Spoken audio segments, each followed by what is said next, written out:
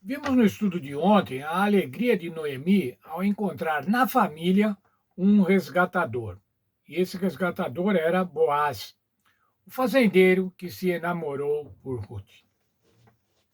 Boaz se apaixonou por Ruth e desejava se casar com ela. Mas havia uma barreira, um parente mais próximo que também tinha direito à mulher e às terras. Sendo Boaz um tipo de Cristo, essa situação revela uma questão em jogo no conflito. Cristo nos ama, mas há um parente mais próximo que tem também uma reivindicação. Esse parente mais próximo, infelizmente, é Satanás. Mas qual é a reivindicação de Satanás? Qual é a reivindicação do diabo com relação à terra e com relação aos seres humanos? No texto do livro de Jó, no capítulo 1, dos versos 6 a 11, nós vemos lá o concílio no céu, e Satanás dizendo assim: Eu vim de rodear a terra, eu vim de manter a ronda na terra. Isso quer dizer, eu estava cuidando da terra como proprietário, estava circulando a terra como proprietário. Em Mateus 4, 8 e 9, Satanás mostrou os reinos do mundo e disse ao Senhor Jesus: Tudo te darei se me adorares. Satanás tem tido, após a queda dos seres humanos, a posse provisória desse mundo, a posse precária desse mundo.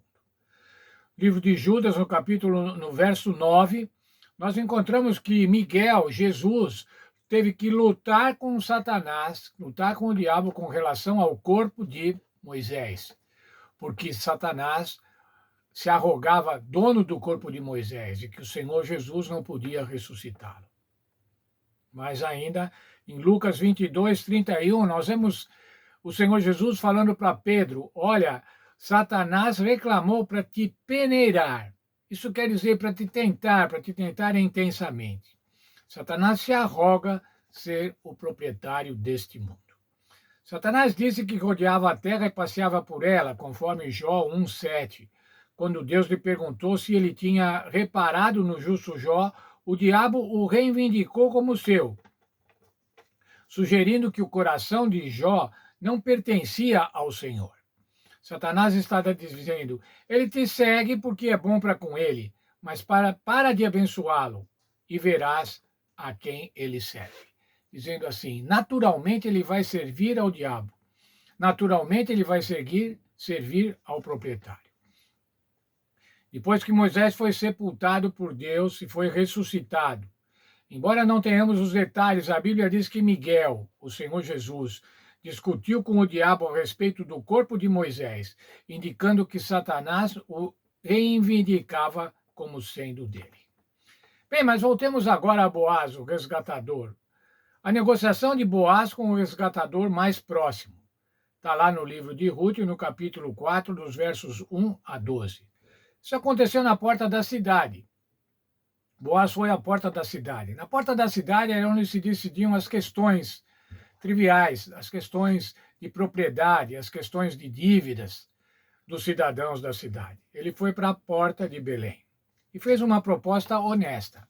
Apresentou ao resgatador mais próximo: outro não há senão tu que a resgate, e eu depois de ti. Falando, você é o resgatador leal. Mas se você não quiser resgatar, se você não se resgatar, eu sou o segundo após você. Disse, pois, o resgatador a Boaz: compra-a tu, e tirou o calçado. Boaz foi ao portão de Belém, a cidade em que nasceu Cristo, nosso parente. Os anciãos se reuniram e uma sandália, símbolo da propriedade, foi trocada. Como é, irmãos, o símbolo da propriedade era caminhar pela propriedade, andar pela propriedade, ter a posse dessa maneira. Portanto, o calçado, aquilo que se colocava nos pés, era um documento, era um símbolo da propriedade. Os casos eram decididos no portão da cidade. Esse é um tipo de cena do juízo e reflete o que é descrito em Daniel 7, nos versos 13, 14, 22, 26 e 27. Não devemos ignorar esse aspecto crucial do juízo. Ele é a favor dos santos do Altíssimo. Como é o juízo de Deus, irmãos, é a favor dos santos do Altíssimo. O juízo de Deus não tem por objetivo punir, mas o objetivo de Deus tem por finalidade, o juízo de Deus tem por finalidade justificar os filhos, salvar, livrar os seus filhos. Mas por que é que esse juízo é então a favor dos santos do Altíssimo? Porque Cristo pagou o preço por nós, assim como Boaz pagou o preço pela sua noiva. Como vimos ontem, Boaz era um tipo de Cristo, resgatando Ruth de uma condição de pobreza, de uma condição de necessidade, remindo Ruth. E é isso que o Senhor Jesus faz por nós. Boaz pagou o preço por Ruth e Cristo pagou o preço pelos seres humanos. Boaz pagou o preço pela sua noiva. O Senhor Jesus pagou o preço pela sua noiva, a igreja. Nesse texto de Ruth, aqui no capítulo 2, nós vemos, no capítulo 4, nós vemos que o resgate foi concluído.